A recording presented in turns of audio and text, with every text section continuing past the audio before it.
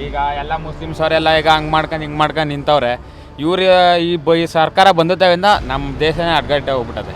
ಗಣೇಶನ ಮೆರವಣಿಗೆ ಮೇಲೆ ಕಲ್ಲು ತೂರಾಟ ಆಯ್ತು, ಆದರೂ ಕೂಡ ಮುಸಲ್ಮಾನರನ್ನು ಓಲೈಕೆ ಮಾಡ್ಕೊಂಡು ಕೂತ್ರು. ನೋಡಿ ಈಗ ಅವರು ನಮ್ಮವರಾಗಿ ಅವ್ರಿಗೆ ಸಪೋರ್ಟ್ ಮಾಡ್ರೆ ನಾವೇನು ಮಾಡಮ್ಮ? ಅಂಗಡಿ ಎಲ್ಲ ಹೊಡೆದಾಕೋರ. ಈಗ ಸರ್ಕಾರದವ್ರು ಏನಾರ ಕೊಟ್ಟಾರ? ಏನು ಕೊಟ್ಟಾರೋ? ಪಾಪ ಒಂದು ಸಾಲ ಸೂಲ ಮಾಡಿ ಏನೋ ಮಾಡಿರ್ತಾನೆ. ನೀವು ಯಡಿಯೂರಪ್ಪನವ್ರು ತಪ್ಪು ಮಾಡಿದ್ದೀರ, ರಾಜೀನಾಮೆ ಕೊಡಿ ಅಂದರು, ಅವ್ರು ಕೊಟ್ಟರು, ನೀವೇ ಕೊಡಲ್ಲ? ಆ ಮೂಡ ಕೇಸ್ ಮೂಲಕ ಮೈಸೂರಿನ ದಲಿತರ ಭೂಮಿಯನ್ನು ನುಂಗಿ ನೀರು ಕುಡಿದಿದ್ದಾರೆ. ಕಾಂಗ್ರೆಸ್ ಸರ್ಕಾರ ಬಂದಿದ್ದೆ ಜನಗಳನ್ನ ಯಾಮಾರಿಸ್ಬಿಟ್ಟು. The worst politics in Karnataka. ಗ್ಯಾರಂಟಿಗಳ ಬಗ್ಗೆ ಹೆಂಗಸ್ರಾದವ್ರು ನೀವು ಹೇಳಬೇಕಾಗಿತ್ತು. ನಮ್ಗೆ ಯಾವುದು ಬೇಡ ಅಂತ ಅವತ್ತು ಹೇಳ್ಬಿಟ್ಟಿದ್ರೆ ಇವತ್ತು ಈ ಕಷ್ಟನೇ ಯಾರಿಗೂ ಬರ್ತಾ ಇರಲಿಲ್ಲ. ಸರ್ ನಮಸ್ತೆ, ತಮ್ಮ ಹೆಸರು? ಪ್ರೀತಮ್ ಅಂತ. ನಿಮಗೆ ಗೊತ್ತಿರೋ ಹಾಗೆ ನಮ್ಮ ರಾಜ್ಯದ ಮುಖ್ಯಮಂತ್ರಿಗಳು ಮೂಡ ಹಗರಣದಲ್ಲಿ ಸಿಕ್ಕಾಕೊಂಡಿದ್ದಾರೆ, ತನಿಖೆ ನಡೀತಾ ಇದೆ, ಮೊದಲನೇ ಆರೋಪಿ ಕೂಡ ಅವರು. ಹೀಗಿದ್ದಾಗ ಇನ್ನೂ ರಾಜೀನಾಮೆನೂ ಕೊಡ್ತಾ ಇಲ್ಲ. ನಾನು ಯಾಕೆ ಕೊಡಬೇಕು ಅನ್ನೋಂಥ ಒಂದು ಭಂಡತನದ ಮಾತನಾಡ್ತಾ ಇದ್ದಾರೆ. ನಿಮಗೇನು ಅನಿಸುತ್ತೆ? ಕೊಡಬೇಕಾ, ಅವರು ರಾಜೀನಾಮೆನೂ ಕೊಡಬೇಕಾ, ಏನು ಅಂತ? ಮೇಡಮ್ ಕೊಟ್ರೇನೆ ಒಳ್ಳೇದು. ಇನ್ನೇನು ಮಾಡ್ತಾರವರು? ನಮಗೆ ಇಲ್ಲಿ ನಮಗೆಲ್ಲ ಪ್ರಾಬ್ಲಮ್ ಆಗಿದೆ. ಅವ್ರು ಏನು ಅಂದರೆ ಏನು ಮಾಡ್ತಾಯಿಲ್ಲ. ಕೊಟ್ಟರೆ ಇನ್ನೂ ಒಳ್ಳೇದಾಗುತ್ತೆ. BJP ಸರ್ಕಾರ ಬಂದರೂ ಆಗುತ್ತೆ ಮುಂದಕ್ಕೆ. ಈಗ ಎಲ್ಲ ಮುಸ್ಲಿಮ್ಸ್ ಅವರೆಲ್ಲ ಈಗ ಹಂಗೆ ಮಾಡ್ಕೊಂಡು ಹಿಂಗೆ ಮಾಡ್ಕೊಂಡು ನಿಂತವ್ರೆ. ಇವ್ರು ಈ ಸರ್ಕಾರ ಬಂದಿದ್ದರಿಂದ ನಮ್ಮ ದೇಶನೇ ಅಡ್ಗಟ್ಟೆ ಹೋಗ್ಬಿಟ್ಟದೆ. ಹಾಂ, ಈ ಮೊನ್ನೆ ಗಣೇಶ ಚತುರ್ಥಿ ಸಂದರ್ಭದಲ್ಲಿ ಗಣೇಶನ ಮೆರವಣಿಗೆ ಮೇಲೆ ಕಲ್ಲು ತೂರಾಟ ಆಯ್ತು, ಆದರೂ ಕೂಡ ಮುಸಲ್ಮಾನರನ್ನು ಓಲೈಕೆ ಮಾಡ್ಕೊಂಡು ಕೂತ್ರು. ಏನು ಹೇಳ್ತೀರಾ? ನೋಡಿ ಈಗ ಅವರು ನಮ್ಮವರಾಗಿ ಅವ್ರಿಗೆ ಸಪೋರ್ಟ್ ಮಾಡ್ರೆ ನಾವೇನು ಮಾಡಮ್ಮ? ಅಲ್ವಾ? ಈಗ ನಮ್ಮ ಮಂಗ್ಳದಲ್ಲಿ ಹಂಗಾಯ್ತು. ಗಣೇಶ ಇದು ಮಾಡಿದಾಗ ಅವ್ರು ಇದು ತುಂಬ್ಕೋದಾನೆ ನಮ್ಮವ್ರನ್ನೇ ಕರ್ಕೊಂಡು ಹೊಡ್ಕೊಂಡು ಇದು ಮಾಡಾರಲ್ಲ. ಪಾಪ ಅವ್ರು ಯಾರೋ ಅಳ್ತಿದ್ದಪ್ಪ. ಅಷ್ಟು ಬಂಡವಾಳ ಹಾಕ್ಬಿಟ್ಟು ಅಂಗಡಿ ಎಲ್ಲ ಹೊಡೆದಾಕೋರ. ಈಗ ಸರ್ಕಾರದವ್ರು ಏನಾರ ಕೊಟ್ಟಾರ? ಏನು ಕೊಟ್ಟಾರೋ? ಪಾಪ ಒಂದು ಸಾಲ ಸೂಲ ಮಾಡಿ ಏನೋ ಮಾಡಿರ್ತಾನೆ. ಈಗ ಅವ್ರಿಗೆ ಯಾರು ಹೊಣೆ? ಹಾಂ ಹೇಳಿ. ಈಗ ವೇಸ್ಟು ಸುಮ್ಮನೆ ಇವರೆಲ್ಲ ರಾಜಕೀಯಕ್ಕೆ ವೇಸ್ಟ್ ಇವರೆಲ್ಲ. ಅದೇ ಸರ್, ಅಧಿಕಾರಕ್ಕೆ ಬರುವಾಗ ನನಗೂ ಫ್ರೀ, ನಿನಗೂ ಫ್ರೀ, ಕಾಕ ಪಾಟೀಲನಿಗೂ ಫ್ರೀ, ಮಹಾದೇವಪ್ಪನಿಗೂ ಫ್ರೀ ಅಂತ ಹೇಳ್ಕೊಂಡು ಬಂದರು. ಬಂದ ಮೇಲೆ ಗ್ಯಾರಂಟಿ ಒಂದು ಸ್ವಲ್ಪ ದಿನ ಸಿಕ್ತೋ ಏನೋ, ಈಗ ನೋಡಿದ್ರೆ ಗ್ಯಾರಂಟಿನೂ ಬರ್ತಾ ಇಲ್ಲ. ಈ ಕಡೆ ಬೆಲೆನೂ ಜಾಸ್ತಿ ಆಗ್ತಾ ಇದೆ ಎಲ್ಲದರದ್ದು. ಏನು ಹೇಳ್ತೀರಾ? ಮೇಡಮ್ ಅವೆಲ್ಲ ಬರೀ ಅವರು ಅಧಿಕಾರ ಬರೋಕ್ಕಿಂತ ಅಷ್ಟೇ. ಬಂದಾದ್ಮೇಲೆ ಎಲ್ಲ ಅದೇನೆ. ಯಾರು ಅಲ್ಲಿ ಎಲ್ಲ ಅದೇನೆ ಅವ್ರದ್ದು ಅಲ್ವಾ? ಯಾರು ಬಂದು ಏನು ಮಾಡವ್ರೆ ಅಂತ. ಈಗ ಬಂದ ಅಧಿಕಾರಕ್ಕೆ ಇದು ಮಾಡ್ಬೇಕಾರೆ ಮಾತಾಡ್ತಾರೆ, ಬಂದಾದ್ಮೇಲೆ ನೀನೇ ಅವನೋ ನಾನೇ ಅವನೋ ಅಂತಾರೆ ಅಲ್ವಾ? ಅವರಿಗೆ ಅಧಿಕಾರ ಅಷ್ಟೇ. ಅವ್ರಿಗೆ ಅಧಿಕಾರ ಒಂದು ಬೇಕಾಯ್ತು, ದುಡ್ಡು ಮಾಡ್ಕೋಬೇಕಾಯ್ತು, ಮಾಡ್ಕೊಂಡ್ರು. ಅವ್ರ ಪಡ್ಗವ್ರು ಇದು ಮಾಡ್ಕೊಂಡವ್ರೆ. ನಾವೇನು ಮಾಡ್ಬೇಕು? ಬೆಳಗ್ಗೆ ನಾವು ಸಾಯ್ಬೇಕಾ? ನಾವು ಸಾಯ್ತಾ ಇದೀವಿ ಅಷ್ಟೇ. ಯಾರು ಏನೂ ಮಾಡ್ತಾಯಿಲ್ಲ. ನಾವು ದುಡ್ಕೊಂಡು ನಾವೇ ತಿಂತಿದ್ದೀವಿ. ನಮ್ಮ ದುಡ್ಡಲ್ಲಿ ಅವರು ಚೆನ್ನಾಗವ್ರೆ ಅಷ್ಟೇ. ಸರ್ ನಮ್ಗೆ ಹೆವಿ ತೊಂದರೆ ಆಗಿದೆ ಸರ್. ಮೆಟ್ರೋ ಬಿಟ್ರು, ಮೆಟ್ರೋನೋ ಪ್ರಾಬ್ಲಮ್ಮು. ಬಸ್ಗಳು ಬಿಟ್ಟಾರೆ. ಬಸ್ ಏನು ಲೇಡೀಸ್ ಏನಂತ ಮಾತಾಡ್ತಾರೆ? ಬನ್ನಿ ಮೇಡಮ್ ಕೂತ್ಕೊಳ್ಳಿ ಅಂದರೆ ಆಧಾರ್ ಕಾರ್ಡ್ ಇದೆ ನಾವು ಹೋಯ್ತೀವಿ ಅಂತಾರೆ. ಹಾಂ, ನಾವೇನು ಮಾಡಮ್ಮ? ನಮ್ಮಂಥವ್ರು ಬಂಡವಾಳ ಹಾಕ್ಬಿಟ್ಟು. ನಿಮಗೆ ಕಾಂಗ್ರೆಸ್ ಸರ್ಕಾರ ಬಂದ ಮೇಲೆ ಬಹಳ ಲಾಸ್ ಆಗಿದೆ ಅಂತ ಆಯ್ತು ಹಾಗಾದರೆ? ಮೇಡಮ್ ಆಗಿದೆ, ನಿಜವೂ ಆಗಿದೆ. ಅವ್ರು ಇದು ಏನೂ ಮಾಡ್ತಾಯಿಲ್ಲ. ಸರ್ ನಮಸ್ಕಾರ, ತಮ್ಮ ಹೆಸರು? ನಮಸ್ಕಾರ ಮ್ಯಾಮ್. ನನ್ನ ಹೆಸರು ಕೃಷ್ಣ ಅಂತ, ನಾನೊಬ್ಬ ಅಡ್ವೊಕೇಟು. ಸರ್, ನಮಗೆಲ್ಲರಿಗೂ ಗೊತ್ತಿರೋ ಹಾಗೆ ಈಗ ನಡೀತಾ ಇರುವಂಥ ಒಂದು ರಾಜಕೀಯ ವಿದ್ಯಮಾನ, ಮುಖ್ಯಮಂತ್ರಿಗಳು ಮೂಡ ಹಗರಣದಲ್ಲಿ ಸಿಕ್ಕಾಕೊಂಡಿದ್ದಾರೆ. ಲೋಕಾಯುಕ್ತ ತನಿಖೆ ನಡೀತಾ ಇದ್ದಾರೆ. FIR ದಾಖಲಾಗಿದೆ. ಮೊದಲನೇ ಆರೋಪಿ ಬೇರೆ ಮುಖ್ಯಮಂತ್ರಿಗಳು. ಅವರನ್ನು ಕೇಳಿದ್ರೆ ಹೇಳ್ತಾರೆ, ನಾನು ಯಾಕೆ ರಾಜೀನಾಮೆಯನ್ನು ಕೊಡಬೇಕು, ನೀವು ಯಾರು ಕೇಳೋದಕ್ಕೆ ಅನ್ನುವಂಥ ಒಂದು ಭಂಡತನದ ಮಾತನ್ನು ಬೇರೆ ಆಡ್ತಾರೆ. ಒಂದು ಜವಾಬ್ದಾರಿಯುತ ಸ್ಥಾನದಲ್ಲಿರುವಂಥವರು ಈ ರೀತಿಯಾದಂಥ ಹಗರಣದಲ್ಲಿ ಸಿಕ್ಕಾಕೊಂಡಿದ್ದಾರೆ. ಸರ್ ಏನು ಹೇಳ್ತೀರಾ? ಇಲ್ಲ, ನಿಜ, ಅದು ಕಾನೂನಿಗಿಂತ ದೊಡ್ಡದೇನೂ ಇಲ್ಲ. ಅವ್ರನ್ನ ತಪ್ಪಿತಸ್ಥರು ಅಂತ ಯಾರೂ ಹೇಳಿಲ್ಲ. ಈಗ FIR ಆಗಿರೋದು ನೀವು ರಿಸೈನ್ ಮಾಡಿಬಿಡಿ, ರಾಜೀನಾಮೆ ಕೊಡಿ. ಕೋರ್ಟ್ನಲ್ಲಿ ಏನು ತೀರ್ಮಾನ ಆಗುತ್ತೆ?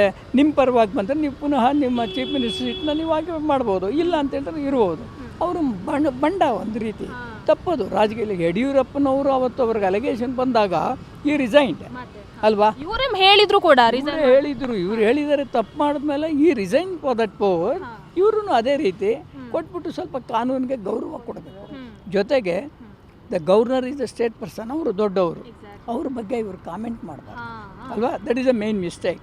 ಬಟ್ ನನ್ನ ಪ್ರಕಾರ ಇವರು ರಾಜೀನಾಮೆ ಕೊಡೋದು ಒಳ್ಳೆಯದು. ಕೊಟ್ಟರೆ ನಾಳೆ ತೀರ್ಮಾನ ಏನಾಗುತ್ತೋ ನೋಡೋದ್ರ ಮೇಲೆ ಅಲ್ವಾ? ಸುಮ್ಮನೆ ಇವರು ಬಂಡಧೈರ್ಯ ತೋರಿ ನಾನು ಕಪ್ಪು ಚುಕ್ಕೆ ಇಲ್ಲ, ನಾನು 40 ವರ್ಷದಿಂದ ಇದೆ ಅಂದರೆ ಅದನ್ನು ಡಿಸೈಡ್ ಮಾಡೋರು ಯಾರು? ಕೋರ್ಟ್ ಇದೆ ಅಲ್ವಾ? ಈ ಕೋರ್ಟ್ನಲ್ಲಿ, ಚಿಕ್ಕ ಕೋರ್ಟ್ನಲ್ಲಿ ನಿಮ್ಗೆ ಆಗಲಿಲ್ಲ ಅಂತ ಹೇಳಿದ್ರೆ ಹೈಯರ್ ಕೋರ್ಟ್ ಇದೆ. ಫೈನಲಿ ಸುಪ್ರೀಂ ಕೋರ್ಟ್ ಇದೆ, apex court. You can go to that. ಇವರು ಈಗಲೇ ಬಂಡಧೈರ್ಯ ಮಾಡ್ತಾಯಿದ್ರೆ ಜನಗಳ್ಗೇನಾಗುತ್ತೆ? ತಪ್ಪು ಅಭಿಪ್ರಾಯ ಮೂಡ್ತದೆ ಅಲ್ವಾ? This is my opinion. And majority of the people also telling the same thing. Congress ಸರ್ಕಾರ ಬರುವಾಗ ಏನು ಹೇಳ್ತು, ನನಗೂ ಫ್ರೀ, ನಿನಗೂ ಫ್ರೀ, ಕಾಕಾ ಪಾಟೀಲನಿಗೂ ಫ್ರೀ, ಮಹಾದೇವಪ್ಪನಿಗೂ ಫ್ರೀ ಅಂತ ಹೇಳ್ಕೊಂಡು ಅಧಿಕಾರಕ್ಕೆ ಬಂದರು. ಒಂದು ಸ್ವಲ್ಪ ಟೈಮ್ ಕೊಟ್ಟರು ಗ್ಯಾರಂಟಿಗಳು. ಅದಾದಮೇಲೆ ಆ ಕಡೆ ಗ್ಯಾರಂಟಿ ಹಣವನ್ನು ಹೊಂದಿಸೋದಕ್ಕಾಗಲಿಲ್ಲ. ಈ ಕಡೆ ಬೆಲೆ ಏರಿಕೆಯನ್ನು ಮಾಡೋದಕ್ಕೆ ಸ್ಟಾರ್ಟ್ ಮಾಡಿದ್ರು. ಇನ್ನೊಂದು ಕಡೆ ನೋಡಿದ್ರೆ ಸಚಿವರಾಗಿರಬಹುದು, ಇವನ್ ಮುಖ್ಯಮಂತ್ರಿಗಳೇ ಹಗರಣದಲ್ಲಿ ಸಿಕ್ಕಾಕೊಂಡು ಈ ರೀತಿಯಾದಂಥ ಒಂದು ಪರಿಸ್ಥಿತಿ ಏನಾಗ್ತಾ ಇದೆ ಸರ್ ರಾಜ್ಯದಲ್ಲಿ. ನಮ್ಮ ಪರಿಸ್ಥಿತಿ ಏನಾಗಬೇಕು ಸರ್ ಹೀಗಾದರೆ? ನೋಡಿ, ಲೋ ಕ್ಲಾಸ್ ಪೀಪಲ್ಲು ಹೇಗೋ ಬದುಕ್ಬಿಡ್ತಾರೆ. ಯಾಕೆ ಅಂದರೆ ಸರ್ಕಾರದಿಂದ ಬೇರೆ ಬೇರೆ ರೀತಿಯಲ್ಲಿ ಸಬ್ಸಿಡಿ ಅದು ಇದು ಎಲ್ಲ ಕೊಡ್ತಾ ಇದ್ದಾರೆ. ಈ ದೊಡ್ಡವರು ಅವ್ರು ಹೇಗೋ ಬದುಕ್ತಾರೆ. Particularly the middle class people will suffer. ನೋಡಿ, ಈ ಥರ ವ್ಯಾಪಾರಸ್ಥರು ಇವ್ರಿಗೆಲ್ಲ ತೊಂದರೆ. ಎಲ್ಲ ಬಡವ್ರು ಬದುಕೋದು ಹೇಗೆ ಅಲ್ವಾ? ಇವರು ಮಹಾದೇವಪ್ಪ ಅವರೆಲ್ಲರೂ ದುಡ್ಡು ಮಾಡಿರುವಂಥ ಜನ, ಅವರೇನೋ ಸರ್ವೈವ್ ಆಗ್ತಾರೆ. What about people like us? ನಮ್ಮಂಥವ್ರು ಏನು ಮಾಡಬೇಕು? ಹಾಂ, ನಾವು ರಿಟೈರ್ಡ್ ಪೀಪಲು, ನಮ್ಮ ಪೆನ್ಷನ್ ಇಲ್ಲ, ಎಂಥದ್ದು ಇಲ್ಲ, ನಾವೆಲ್ಲ ಹೇಗೆ ಬದುಕಬೇಕು? ಈಗ ಡೈರಿದು ಜಾಸ್ತಿ ಮಾಡಿದ್ರು, ಹಾಲ್ದು ಮತ್ತು ವಾಟರು, ಈವನ್ ಸ್ಟಾಂಪ್ ಪೇಪರನ್ನು ಜಾಸ್ತಿ ಮಾಡಿದ್ರು. ಮನುಷ್ಯ ಯಾವುದು ಜಾಸ್ತಿ ಮಾಡಿಲ್ಲ. ಬಟ್ ಇದೆಲ್ಲ ಏನೇ ಇದ್ದರೂ ಸಹ ಅವರ ರಾಜೀನಾಮೆ ವಿಷಯದಲ್ಲಿ ಬಂದರೆ ಇಟ್ ಈಸ್ ಬೆಟರ್ ಅನಿಸುತ್ತೆ ಕೊಡೋದು. ಕೊಡಬೇಕು, ಖಂಡಿತ ಕೊಡಬೇಕಾಗತ್ತೆ. ಯಾಕೆಂದರೆ ಯಡಿಯೂರಪ್ಪ ಕೊಟ್ಟ ಮೇಲೆ ಈಗ ಅವರು ಅದು ಪ್ರೆಸಿಡೆನ್ಸ್ ಅವರು ಯಡಿಯೂರಪ್ಪ ಹೇಳ್ತಿದ್ರಲ್ಲ, ನೀವು ಯಡಿಯೂರಪ್ಪನವ್ರು ತಪ್ಪು ಮಾಡಿದ್ದೀರ, ರಾಜೀನಾಮೆ ಕೊಡಿ ಅಂದರು. ಅವ್ರು ಕೊಟ್ಟರು, ನೀವೇ ಕೊಡಲ್ಲ? ಅವ್ರು ಈಗ ಪ್ರಶ್ನೆ ಮಾಡ್ತಾ ಇದ್ದಾರೆ, HDK ಅವ್ರು ಕೊಡಲಿಲ್ಲ ಅಲ್ಲ, ಅವ್ರ ಹತ್ರ ಹೋಗಿ ಕೇಳಿ, ನನ್ನ ಹತ್ರ ಏನು ಕೇಳ್ತೀರಾ, ಆ ರೀತಿಯಾಗಿ ಮಾತಾಡ್ತಾರೆ. ಇವ್ರು ಹೇಳೋದೇನು ತಪ್ಪು ಅಂದರೆ, ನಾನು ಹೇಳೋದು ನನ್ನ ಪ್ರಕಾರ, ನನ್ನ ವೈಯಕ್ತಿಕ ಅಭಿಪ್ರಾಯ, ಯಾರೋ ತಪ್ಪು ಮಾಡಿದ್ರು ಅದನ್ನು ಈಗ ಯಾಕೆ ಎತ್ತುತ್ತೀರಾ? ಇಷ್ಟು ದಿನ ಯಾಕೆ ಸುಮ್ಮನಿದ್ದೀರಿ ನೀವು? ಅವರ ಬುಡಕ್ಕೆ ಬಂದಾಗ ಅವ್ರು ನೀವು ಅವತ್ತು ಈಗ ಇಷ್ಟು ದಿನ ಸುಮ್ಮನಿರೋ ಬದಲು ಸ್ವಲ್ಪ ವರ್ಷಗಳ ಹಿಂದೆನೇ ಅವ್ರದ್ದು ಎತ್ತು ತೋರಿಸಿದ್ರೆ ಜನಕ್ಕೂ ಗೊತ್ತಾಗ್ತಾ ಇತ್ತು ಅಲ್ವಾ? ನಿಮ್ಮ ಬುಡಕ್ಕೆ ಬಂದಾಗ ನೀವು ಅವ್ರದ್ದು ಎತ್ತು ತೋರಿಸೋದು ಇದು ತಪ್ಪು ಅಂತ ಅನ್ಸುತ್ತೆ. ಅನುಕೂಲ ರಾಜಕಾರಣ. ಎಸ್, ಖಂಡಿತವಾದ ಅಲ್ವಾ? ಭಾಳ ಮೋಸ ಅನಿಸುತ್ತೆ ನನಗೆ. ಇನ್ನು ಎಲ್ಲಿವರೆಗೆ ಹೋಗ್ಬಿಟ್ಟುತ್ತೋ ಗೊತ್ತಿಲ್ಲ. The worst politics in Karnataka. But ನಮ್ಮ ರಾಜ್ಯಕ್ಕೆ ಒಂದು ನ್ಯಾಯ ಸಿಗಬೇಕು ಎಲ್ಲ. ಖಂಡಿತವಾಗ್ಲೂ ಯಾರೇ ಆಗಲಿ, whether Siddaramaiah or somebody, when the committed mistake, ಅದನ್ನು ಅವರು ಒಪ್ಕೋಬೇಕು. ಇವ್ರು ನಾನು ತಪ್ಪೇ ಇಲ್ಲ ಅಂತಂದಮೇಲೆ ತಪ್ಪು ಇಲ್ಲ, ನಿಜ ಇಲ್ಲ ಅನ್ನೋ ಡಿಸೈಡ್ ಮಾಡೋರು ಯಾರು? ಕೋರ್ಟು. ನಮಸ್ತೆ ಮ್ಯಾಮ್, ತಮ್ಮ ಹೆಸರು?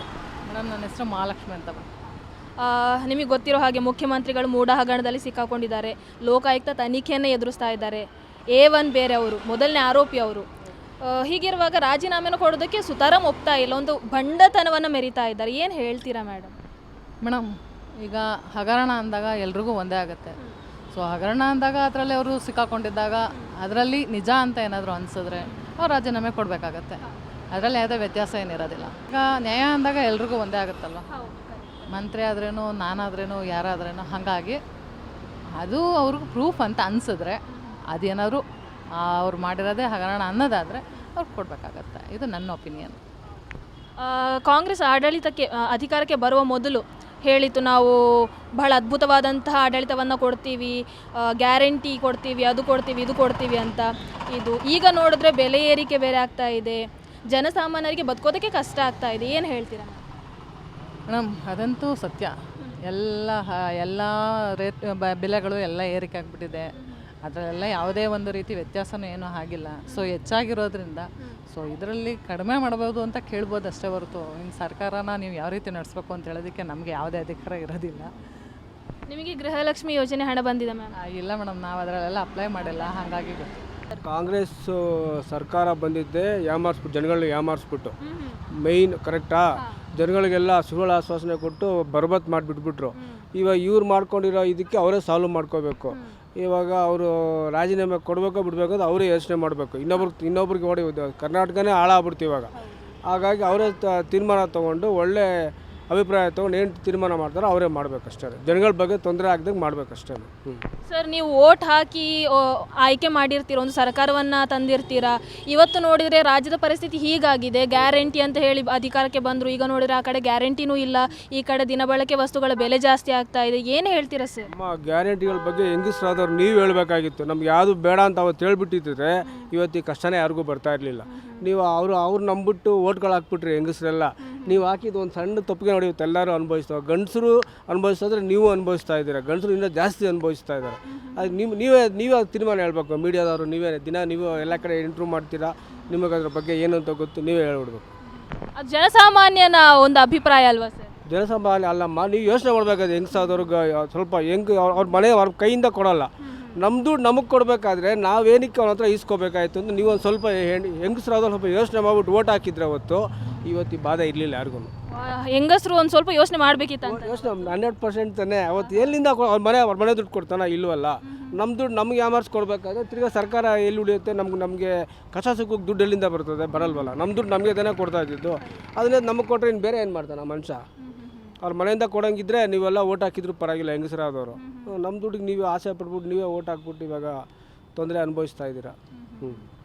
ಹಾಗಾದ್ರೆ ಈಗ ಏನು ಹೇಳ್ತೀರಾ ಸರ್ ಒಟ್ಟಾರೆಯಾಗಿ ನಮ್ಮ ರಾಜ್ಯದ ಪರಿಸ್ಥಿತಿ? ಎಲ್ಲ ನೋಡಿ ಇದೇ ಗಲಾಟೆ, ರೌಡಿಸಮ್ಮು ನೋಡಿ, ಈ ಥರ ಡಕಾಯಿತಿ ಎಲ್ಲ ಶುರು ಆಗೋದೆ ಕಾಂಗ್ರೆಸ್ ಸರ್ಕಾರ ಬಂದರೆ ಮಾತ್ರನೇ. ಬೇರೆ ಯಾವ ಸರ್ಕಾರ ಬಂದ್ರೂ ಇರುತ್ತೆ ಸಣ್ಣ ಪುಟ್ಟ, ಇಲ್ಲ ಅಲ್ಲ ಇದರಷ್ಟು ಮೋಸ ಯಾವುದು. ಬರೇ ಮುಸಲ್ಮಾನರನ್ನು ಓಲೈಕೆ ಮಾಡ್ತಾರಲ್ಲ ಸರ್? ಮುಸಲ್ಮಾನ ಅಂತಲ್ಲ, ಫಸ್ಟ್ ನೋಡಿ ಇಂದಿರಾ ಗಾಂಧಿ ಕಾಲಿಂದನೂ ಬಂದಿರೋದು ಮುಸ್ಲಿಮ್ಸ್ದೆ. ಅವಾಗ ಕರೆಕ್ಟಾಗಿ ಅವ್ರು ಪಾಕಿಸ್ತಾನ ಬೇರೆ ಮಾಡದೇ ಇದ್ದಿದ್ರೆ ಇವತ್ತೆಲ್ಲರೂ ನಾವೆಲ್ಲ ಅಣ್ಣ ತಮ್ಮದಿರ ಥರ ಇರ್ಬೋದಾಯಿತು. ಅವ್ರಿಗೆ ಬೇರೆ ಮಾಡಿದ್ರು ಅವ್ರು ಬೆಳ್ಕೊಂಡು ಕೂತ್ಕೊಂಡ್ರು ಅಷ್ಟೇ. ಮೊನ್ನೆ ಗಣೇಶ ಚತುರ್ಥಿ ಸಂದರ್ಭದಲ್ಲಿ ಬಹಳ ಕಷ್ಟ ಆಯಿತು ಸರ್. ಒಂದು ಮೆರವಣಿಗೆ ಹೋಗೋದಕ್ಕೂ ಬಹಳ ಕಷ್ಟ ಆಯಿತು. ನಮ್ಮ ಗೌರ್ಮೆಂಟ್ ಕರೆಕ್ಟಾಗಿದ್ದರೆ ಕಾಂಗ್ರೆಸ್ಸಲ್ಲಿರೋರು ಎಲ್ಲ ಹಿಂದೂಗಳೇ ಅಲ್ವಾ? ಅವರು ಎಲ್ಲರೂ ಹೊಂದ್ಕೊಂಡು ಮಾಡಿದರೆ ಈ ಬಾಧೆ ಇರಲಿಲ್ಲ. ಅವರು ಓಟ್ಗೋಸ್ಕರ ನೋಡಿ ಈ ಥರ ಸಪೋರ್ಟ್ ಮಾಡೋಕ್ಕೆ ಬರಲ್ಲ ನಮ್ಮ ಹಿಂದೂಗಳಿಗೆ. ತಪ್ಪು ಮಾಡಿದವರ ಪರವಾಗಿ ನಿಲ್ತಾ ಇಲ್ವಲ್ಲ ಮೊದಲು, ನಿಲ್ತಾ ಇಲ್ಲ. ತಪ್ಪು ಮಾಡಿರೋ ಕಡೆ ನಿಲ್ತಾ ಇದ್ದಾರೆ. ನಮ್ಮ ಹಿಂದೂಗಳಾಗಿ ಅವರು ಸಪೋರ್ಟ್ ಮಾಡ್ತಾ ಇದ್ದಾರೆ. ಪ್ರಯೋಜನ ಏನು ಬಂತು? ಗೆಲ್ಸಿ ಏನು ಪ್ರಯೋಜನ ಬಂತು? ನಾವು ಹೇಳಿ, ನೀವು ಹಿಂದೂಗಳಾಗಿ ನಾವು ಹಿಂದೂಗಳಾಗಿ, ಕಾಂಗ್ರೆಸ್ ಅವರು ನಮ್ಮ ಕೆಲವರು ಇದ್ದಾರೆ, ಒಳ್ಳೆಯವರು ಇದ್ದಾರೆ, ಕಾಂಗ್ರೆಸ್ಸಲ್ಲೂ ಒಳ್ಳೆಯವರು ಇದ್ದಾರೆ, ಎಲ್ಲರೂ ಕೆಟ್ಟವರು ಅಂತಲ್ಲ. ಅದನ್ನು ಇವ್ರು ಯೋಚನೆ ಮಾಡಿ ಯಾರಿಗೂ ಗಲಾಟೆ ಆಗ್ದಂಗೆ ನೋಡ್ಕೋಬೇಕಾಗಿತ್ತು. ಇವರು ಓಟ್ಗೋಸ್ಕರ ಕಾಂಗ್ರೆಸ್ ಸಪೋರ್ಟ್ ಮಾಡ್ಕೊಂಡ್ಬಂದ್ರೆ ಪ್ರಯೋಜನ ಏನು ಬಂತು? ಸರ್ ನಮಸ್ಕಾರ, ತಮ್ಮ ಹೆಸರು? ವಿಶಾಲ್. ಸರ್ ನಿಮಗೆ ಗೊತ್ತಿರೋ ಹಾಗೆ ಈಗ ಮುಖ್ಯಮಂತ್ರಿಗಳು ಮೂಡಾ ಕೇಸ್ನಲ್ಲಿ ಏನು ಸಿಕ್ಕಾಕೊಂಡಿದ್ದಾರೆ. ಆ ಮೂಡಾ ಕೇಸ್ ಮೂಲಕ ಮೈಸೂರಿನ ದಲಿತರ ಭೂಮಿಯನ್ನು ನುಂಗಿ ನೀರು ಕುಡಿದಿದ್ದಾರೆ. ಈಗ ಅವ್ರ ಮೇಲೆ ಲೋಕಾಯುಕ್ತ ಇದು ತನಿಖೆ ಕೂಡ ನಡೀತಾ ಇದೆ. FIR ದಾಖಲಾಗಿದೆ. ಅವರೇ ಮೊದಲನೇ ಆರೋಪಿ ಕೂಡ, ಅವರ ಪತ್ನಿ ಎರಡನೇ ಆರೋಪಿ. ಇಷ್ಟೆಲ್ಲ ನಡೀತಾ ಇದ್ರೂ ಕೂಡ ಇನ್ನೂ ಕೂಡ ರಾಜೀನಾಮೆನ ಕೊಡೋದಕ್ಕೆ ಅವ್ರು ರೆಡಿ ಇಲ್ಲ. ನಾನು ಯಾಕೆ ರಾಜೀನಾಮೆನ ಕೊಡಬೇಕು, ನೀವು ಯಾರು ಕೇಳೋದಕ್ಕೆ ಅನ್ನುವಂಥ ಭಂಡತನದ ಮಾತನ್ನು ಬೇರೆ ಆಡ್ತಾರೆ.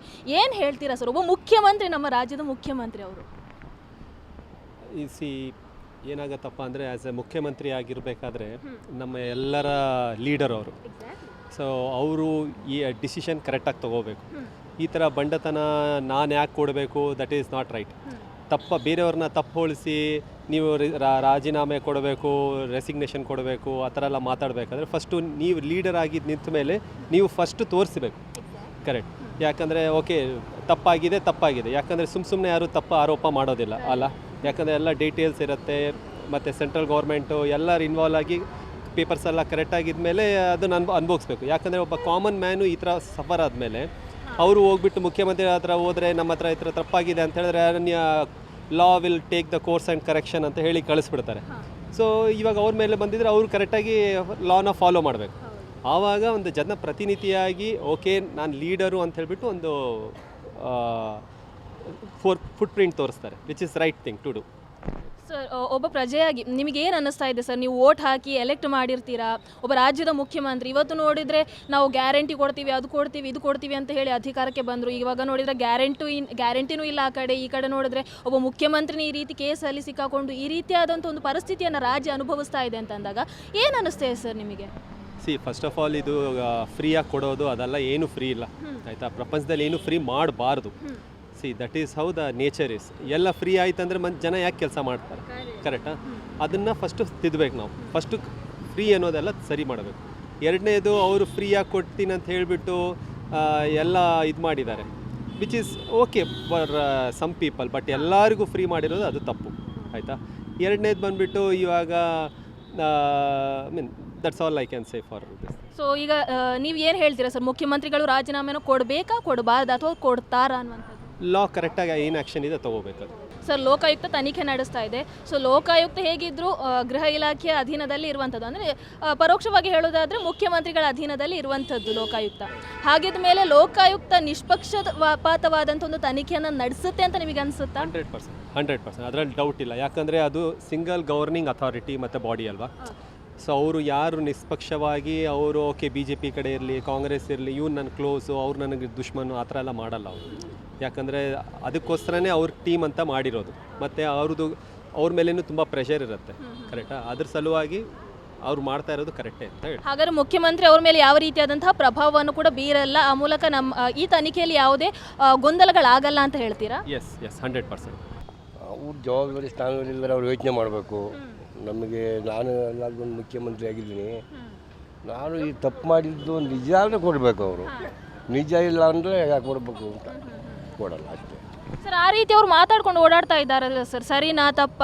ಅಂದರೆ ಈಗ ಅವರು ಒಂದು ಜವಾಬ್ದಾರಿಯುತ ಸ್ಥಾನದಲ್ಲಿರುವಂಥವ್ರಲ್ಲ. ಅಂದರೆ ಆಗಲೇ ಇದು ಕೇಸು ಆಗಿದೆಯಲ್ಲ, ಅದು ಅವರು ಕೇಸು ಅವರಂತೆ ಆಗಲಿಲ್ಲ ಅಂದ್ರೆ ಅವ್ರು ಕೊಡಲೇಬೇಕಾಗುತ್ತೆ ಅಲ್ವಾ. ಅವರಂತೆಲ್ಲ ಕೊಡೋಕೆ ಬರೋದಿಲ್ಲ ಅಷ್ಟೇ. ಸರ್, ಅವರು ನಾವು ಗ್ಯಾರಂಟಿ ಕೊಡ್ತೀವಿ ಅದು ಇದು ಅಂತ ಹೇಳಿ ಅಧಿಕಾರಕ್ಕೆ ಬಂದರು. ಈಗ ನೋಡಿದ್ರೆ ಎಲ್ಲ ಬೆಲೆ ಏರಿಕೆ ಮಾಡಿದ್ದಾರೆ, ಇಡೀ ರಾಜ್ಯದ ಜನ ತತ್ತರಿಸಿ ಹೋಗಿದ್ದಾರೆ. ಯಾವುದ್ರದ್ದೇ ಆಗಲಿ ಬೆಲೆ ಕಂಪ್ಲೀಟಾಗಿ ಏರಿಕೆ ಆಗಿದೆ. ಏನು ಹೇಳ್ತೀರಾ ಸರ್? ಅಂದರೆ ಸಾಮಾನ್ಯ ಜನರಿಗೆ ಬದುಕೋದಕ್ಕೆ ಕಷ್ಟ ಆಗ್ತಾ ಇದೆ. ಆಗಿದೆ, ಎಲ್ಲ ಬೆಲೆ ಕಷ್ಟನೇ ಕಂಡ್ರಿ ಬದುಕೋದು. ಎಲ್ಲ ಬೆಲೆ ಏರಿಕೆ ಆಗಿದೆ. ಇಲ್ಲದು ಅಕ್ಕಿ ಆಗಲಿ ಮತ್ತೊಂದು ಆಗಲಿ ಎಲ್ಲ ಬೆಲೆ ಏರಿಕೆ ಆಗಿದೆ. ಏನು ಮಾಡೋದು, ಯಾರು ಏನು ಮಾಡೋದು? ಟಿವಿ ವಿಕ್ರಮ, ದೇಶ ನಿಮ್ಮ ಕೈಯಲ್ಲಿ.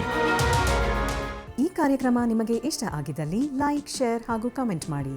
ಟಿವಿ ವಿಕ್ರಮದ ಕಾರ್ಯಕ್ರಮಗಳನ್ನು ನಿರಂತರವಾಗಿ ವೀಕ್ಷಿಸಲು ಸಬ್ಸ್ಕ್ರೈಬ್ ಮಾಡಿ, ಬೆಲ್ ಐಕನ್ ಒತ್ತಿ.